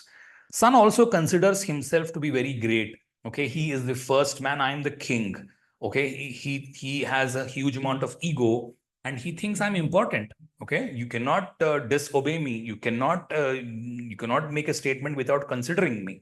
However, Saturn is a person who is at the last. He would say, look, you are an important person. You be my guest. This is Saturn. Sun would say, look, I'm the king. You are my guest too, but please have a good chair. Okay. Both are equally good in their own ways. A king is if you're going to a king, he would say, welcome to my kingdom. You will feel more happy because you're going to a king. You go to a Saturn, he's living in a thatched house in a slum. Okay. He would say, look, I have got the best chair for you in my home. Please sit here. You are the first. Sun would say, look, this is one of the chairs. Please have a seat. Okay. The chair which Sun is offering is actually one of those chairs, but it is even more expensive than what Saturn has offered you in the slum. Okay. I think I'm trying to make some sense. Okay.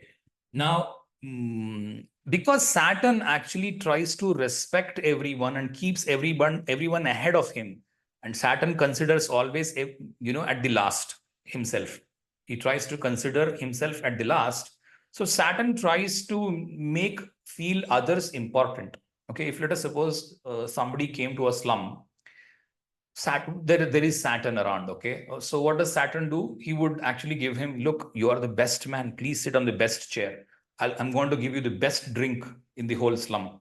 Okay. So the person will actually may feel better. Very, I'm the king, the person whoever visited it. However, if you get to visit Sun, he would say, look, please, I mean, it doesn't mean that he's disrespecting the other person, but based on the level of the person, the king is going to give you a chair. Okay. If you are a very big person, he'll invite you up to his own chair and maybe ask you to just sit beside him. Or based on whatever level you are at, he's going to give you the right chair in the kingdom. Okay. Even if he's a visitor. So both are right in their own places. Never think this is right and that is wrong. Both are right. Okay. Sun has a high ego and self-esteem. Sometimes it is very important to have ego. Sometimes it is very important to have ego. Otherwise, you'll become shameless. Okay. Ego is very, very important for a person because it drives the person. If you have to face a challenge, if you want to take up some job, you have to be hurt by the ego of somebody else. That is when you will take that up as a challenge. There will be movies around it, right? You look at any of the 80s, 90s movies. A lot of people have done movies. They got hurt by the ego of the other person because this man is a poor man and he became a very rich man because he wanted to, teach him a lesson. Look, I can also be rich. Okay. So that thing comes up only because of the ego, which Sun is ruling it. What does Saturn do here? He would always say, look, I'm the poorest man. You be the big man and try to feed me. Okay, so you may become shameless because of Saturn. At the same time, you have your self-respect and you are also working. So for that you need both the planets, right? Okay. Sun solves problems very quickly. Saturn takes a long time to act on things. Saturn can maintain excellent relationships as he considers everybody else on top of him. Okay, and Saturn that's why exalts in the Libra. Now on the Rahu and Ketu thing, never think that these people are always troubling the Sun. Sometimes they can also help the Sun. Okay, depending on what you're doing, what the native is focused on. We will talk about those things in the next class. However, Saturn and Rahu, these are two. If these two are there, they are looking at the material prospects of the person. High on materialism is Rahu. Sun is also looking at royal comforts. Rahu is also a royal planet. So both would be looking at royalty. Okay. And complete materialism. Sun is very royal. Rahu is also very royal. Rahu creates illusion and very useful for marketing stuff. If you have to build a very good marketing brochure or a marketing stuff around in the company, you need a very good Rahu and Sun. Okay. And he can keep you in the illusion that, look, this product is the best one. And he can make the best seller out of that brochure or the document that he's making to convince people that he can make an ad out of the product and say, look, this is the best product available because of these things. Okay. That is done by Rahu very well. Marketing tactics and all that stuff, which Sun is also responsible for because he rules the 10th house. Okay. Sun is predominantly responsible for the 10th house. And 10th house also deals with profession besides the whole karma of the person. Because we are today in these days, today we are spending most of our time at the offices. D10 obviously became the chart for profession. Otherwise, D10 deals with all the karma of the person. Okay. All right. So Sun is a luminary. Rahu rules darkness. This is one thing. So Sun likes the lighting, and Rahu likes darkness. So Rahu is important for cunningness, corruption, extremely tactful, way of behavior. Never think that these are bad behaviors, okay? If you have to fight corruption, right, you can only employ corrupt means. You cannot have a straightforward means to actually stop corruption.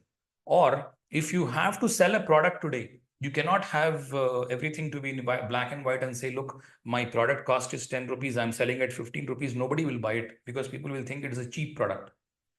If your product cost is 10 rupees, if you're selling at 150 rupees or 1000 rupees, the more the cost of the product is, the more is the Rahu. People would think, oh, wow, this is 1500, must be good.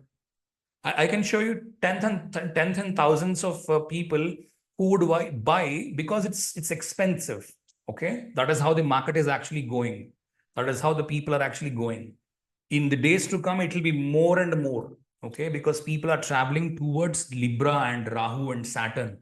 They want that. They want something expensive. Okay, they're not looking at the real worth. They're looking at this stuff where the person is able to market it and make a perceived value of the product. Okay. So usually Rahu does not like charity because he wants to keep everything for himself. Sun likes to give it away, give away most of the things. But Rahu may also promote charity sometimes. So I do not want to generalize even that. Okay. So do not think Rahu cannot promote charity. Rahu can also give you charity in specific conditions, nakshatras and stuff like that. We talked about this in Ardra. We have talked about this in a few more nakshatras. Okay. Sun likes Ketu for few reasons. Charity is promoted by Ketu because Ketu wants to become sannyasi. Ketu wants to give away everything. This is the basic trait of Ketu. Ketu wants to destroy all the material happiness of the person, make him a sannyasi, make him aimless personality. Okay, no aim. That is what Ketu wants to make of you. Okay, you should be aimless. You shouldn't be doing any karma. You should give up all your karma. Okay, and rule the nirasha or the pessimism. Okay, not necessarily always. Sometimes Ketu can also help you make very good careers. Okay, so I do not want to say that Ketu is a bad planet here. Okay, for that matter, any of the planet, none of the planets are bad. Everyone has its own signification, and you have to make use of the signification for yourself to be happy. This is how you have to look at it. Sun promotes work. Ketu usually gives breaks in work. If you're not in the work that Ketu is suggesting, okay, if you have a good Ketu influencing the 10th house, even in the D10 as well, okay, not just merely looking at the D1. Even if your D10 also says that you should pick up a job of Ketu related thing, then you have to be in that Ketu related thing, which is the 8th house significations. Ketu rules the Scorpio. So you need to be in the 8th house significations, either selling insurance or being a Jyotishi or being a watchmaker or a microbiologist, all that. Because I've not taught you these significations of the Scorpio, etc. Maybe in a few days I'll teach you those. Whoever is interested, they can look at Uttara Kalamrita of the Kalidasa. Okay, you get all the significations. I've picked up most of the significations from there, but all these stuff, whatever I wrote here, these are all made by me. Whatever came to my mind, I went on typing. Okay. Sun is royal. Ketu is focused on isolation and meditation. Sun looks problem solving, and Ketu wants to give up all the problems. Doesn't want to address problems. This is one more problem which Ketu has. Okay. And Sun is focused on work, and Ketu is focused on giving up the work. By and large, I've talked about these significations. I've still, got to go a long way to cover any of these. So based on where your sun is, okay, everybody know that, sun gets directional strength in the 10th house.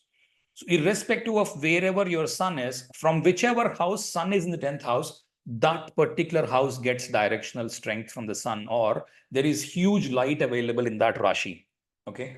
So whatever Rashi that is, we will talk about these significations in the next class. So that will deal with 4th from sun. So making sun as the Lagna and looking at planets in quadrants from sun. 4th from sun, 10th from sun, along with the sun, 7th from sun. Okay. We will talk about these things in the next class. You can open up your mics and give some feedback. Is there anything that you wanted to share, or, you know?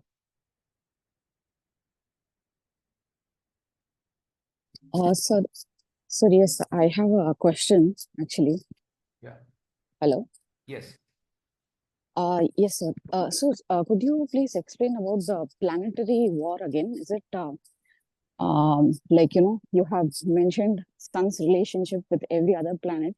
So by planetary war, do we mean that those non-harmonious characteristics with the other planet is the cause of the war, or No. what Okay. exactly? Okay. I hope I was Yeah. You're very clear. making sense. Let me just show an example or something. Okay. I'm just picking up an example here. You can just see there are a few planets at war here. Okay. You go to the Jagannath Hora. Just right click on the latitude, longitude here. There is a Graha Yuddha, planetary war. Okay. Mercury and Jupiter are on the same degree. Saturn and Rahu are on the same degree. I'll show you the longitudes as well. You can just see Mercury is on 20th degree Cancer. Jupiter is also on the 20th degree Cancer. Because they are exactly on the same degree as I have just explained it here, let's suppose this is the 20th degree, because this is the whole 360 degrees. Okay. In which this happens to be the 20th degree of the Cancer. Assume it so. Even this fifth planet, okay, fourth and fifth planets are on the 20th degree. That is why they need to get light from the sun, which falls on the fourth, but fourth will cast a shadow on the fifth house. Okay. Are you able to follow this? Yes, understood. Okay. Okay. That is why there is a war. Okay. However, go back and please listen to whatever I have said at the start. There are so many rules for it. Okay. Because this is Mercury and Jupiter, they are on the same degree, and they own. They own the week lords. The week lords are like, Sunday, Monday, Tuesday, Wednesday, Thursday, Friday, Saturday, right? So Wednesday and Thursday, they are coming consecutively. So definitely Mercury and Jupiter are in a war, but Saturn and Rahu are not in a war, because Rahu is a Chaya Graha. It does not have a body, so it cannot actually stop sunlight. Let us suppose there is a shadow here, which is Rahu. It cannot stop sunlight here, right? If this is a shadow, through a shadow, happily sunlight will travel. Right. Okay. So, but in the Jagannath Hora, it is going to give you whatever falls in the same longitude. So Saturn is in the 17th longitude of this Leo. Rahu as well is on the 17th longitude of the Leo. If two planets are less than 1 degree difference, this can still be 18 degree, and this can be 1745. So if they try to subtract one from the other, they should be in less than 1 degree. That is when the war is happening. Okay. Okay. For ease, what you can do is just right click here and check Graha Yuddha, but ensure you're not taking Saturn Rahu, because they are not consecutive planets, nor Rahu will ever fight, because it's a Chaya Graha. All that you can take here is Mercury and Jupiter. Okay, sir. Understood. Thank you. Yes. Sir, where is this page? I cannot see that in the website. I haven't yet uploaded this, because I want to completely, finish off the class for Sun and then upload this. This is still a draft page. I have still not put this on the website. It is still a draft, because I have to complete the whole signification and then put this on the website. For now, you have to kindly refer through the video itself. Just in case you want to read, maybe you have to put this up on the TV or on the mobile and then pause it at different locations to understand whatever the written matter is. Maybe in 2 weeks, once the sun is over, then I'll upload this in the website. Good Sure, evening, sir. sure. Yeah, good evening. Tell me. Good evening, sir. So, yeah, I actually understood all the Karakatwas of Sun and also some of other planets that we discussed. But I have a question. When we are saying the likes and dislikes with sun, are we like, do we use them when they are when there is a conjunction with the planet, or it is the general idea that we are discussing? Like So, when Saturn and Sun is in conjunction, that we use some of them, or okay. So one is conjunction. It can be used if, let us suppose, you have to decide whether Saturn and Sun are they going to deliver this result or not. If, let us suppose, you have concluded that there are two planets that can deliver this result, okay, then you will look at whether they can deliver this or not, although they are not conjunct. Saturn can Okay. be somewhere, Sun can be somewhere, but you have concluded at a point in time that, look, this is the result that will come because of Sun and Saturn. Are they going to deliver it or not is what you will decide based on the significations of what Sun wants to deliver and what Saturn wants to deliver as a planet. Okay. Okay. Yeah. This can be used in conjunctions. This can also be used in, Sun being in Saturnine Rashis or Saturn being in Sun Rashis, etc. Okay. Yeah. Yes, Ustad. Namaste, sir. Namaste. So I have some feedback. I don't have any questions, Okay. but I have not heard the class totally. I was on and off. I have some duties today. Okay. So my feedback is you stated that a person with bad Jupiter will find it hard to feel happy in life. Yeah. And I am going through Jupiter Mahadasha, and my Jupiter is with Rahu in the 10th house. And in Navansh also, it's in the Lagna and in Capricorn with Venus. Okay. So I have had issues with finding happiness in life because I am a Capricorn Lagna and Jupiter is not very well placed as per house placement and also in the Navansh. And it is with Rahu also. So can be uh, there can be some affliction.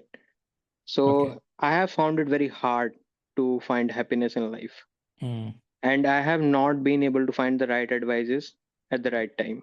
But flip side to that is whenever I see someone smaller than me or someone struggling in my friend circle, I always try to advise them as per my own experience.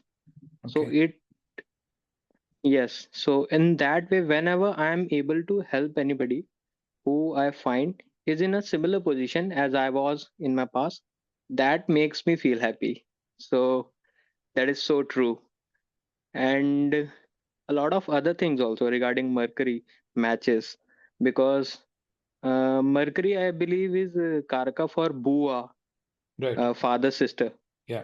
Yes, so I have three Buas, and uh, they were very dear to me, more than my mother.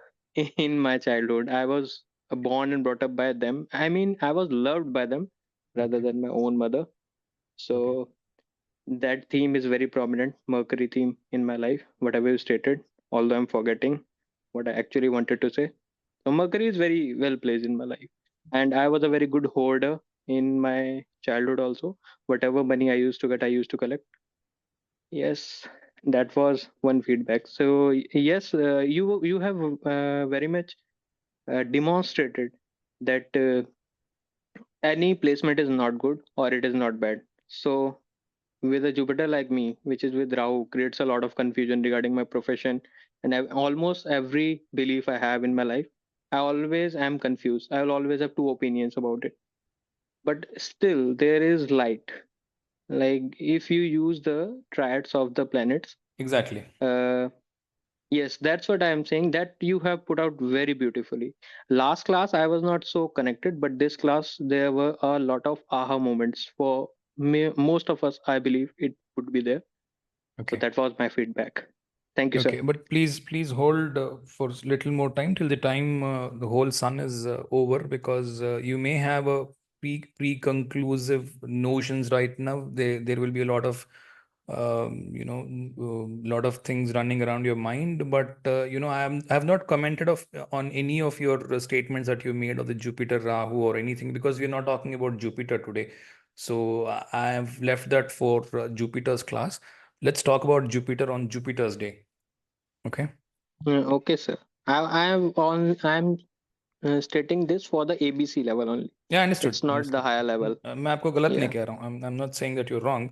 I'm only trying to say that I have not vouched it to be yes or no, nor cross-questioned Okay. you, just because this is not the day for Jupiter. We're talking about Sun, so let me restrict myself to Sun. Otherwise, we'll get into confusion unnecessarily.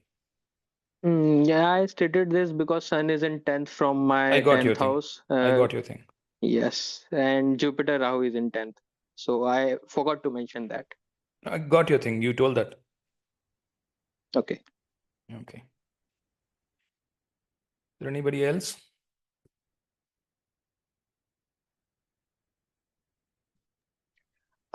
Sir, I have a question. Yeah. Usually we do these horoscopes, we can predict our lives, right? Can we do the vice versa also? Because you are saying that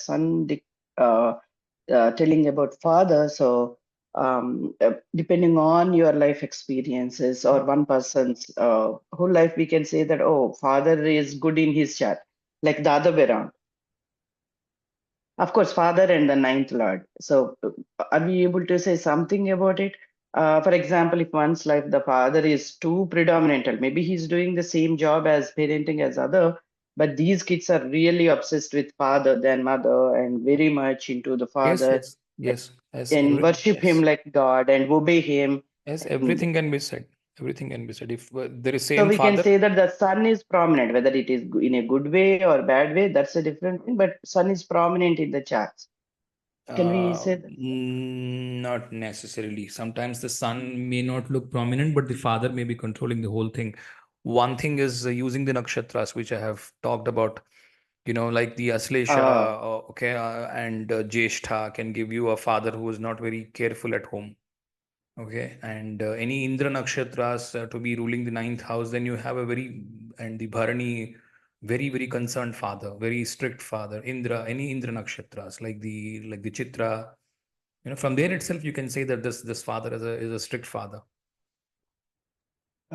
Yeah, strict or not strict, like the major role of in their lives.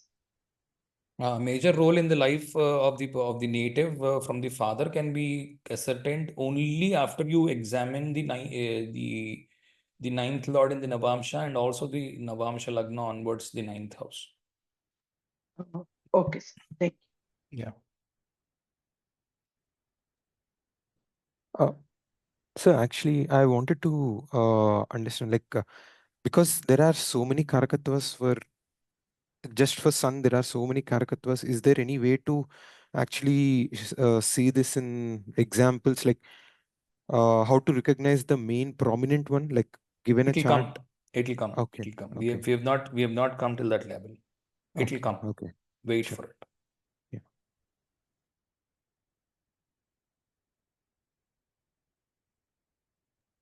Sir, a question Yes. here. You mentioned sun's characteristic is sattvic, right? But also rajasic. So could we say it is rajasic and sattvic?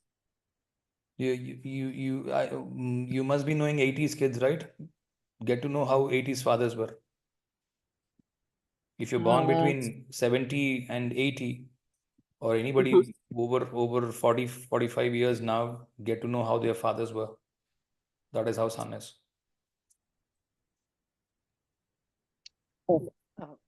Yeah, sir, can I add it to that the way that I understood? Yes. Yeah, so he looks Rajasic outside, but he's Sattvic inside because he is warning or he is making the kid alert because of the kid's own benefit. So Correct. he is Sattvic inside. He is doing it for a good cause, but at the same time, he need to portray himself in a Rajasic manners. Otherwise, the other person won't listen to him. Correct. So Correct. That should address your thing. Yeah. Okay. Anybody else has any questions?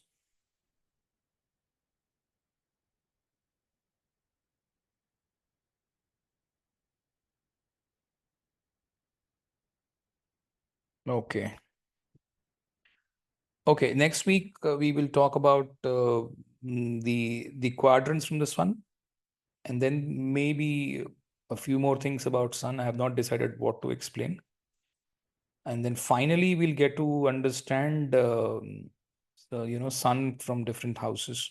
Okay, what do you have as a result when you have sun in the lagna, sun in the second house, irrespective of what the second house is. I mean, it could be Aries or it could be anything. These results will work very well. We'll also add up a little bit of this about the rashis as well while we talk about those results. However, wait for another 2 weeks to the sun to be over. That is when you will get a fair idea of, okay, how are we looking at for the D1 chart, just in case you have to look at the planets, besides looking at the nakshatras that we have learned in the past many weeks. 40 classes, I think we have done on nakshatras alone. Yeah, Shruti. Sir, I think you will be covering this in the future classes, but I just wanted to ask this question. So, for example, you discussed the relation between sun and moon, right? Could we extrapolate those relations to sun in Cancer because it is moon ruled sign, or that is not correct? It can be implied for sun in Cancer as well, but the only thing is, if you're not using lagna, then your prediction is going for a 6. It's going for a toss. Okay. Okay.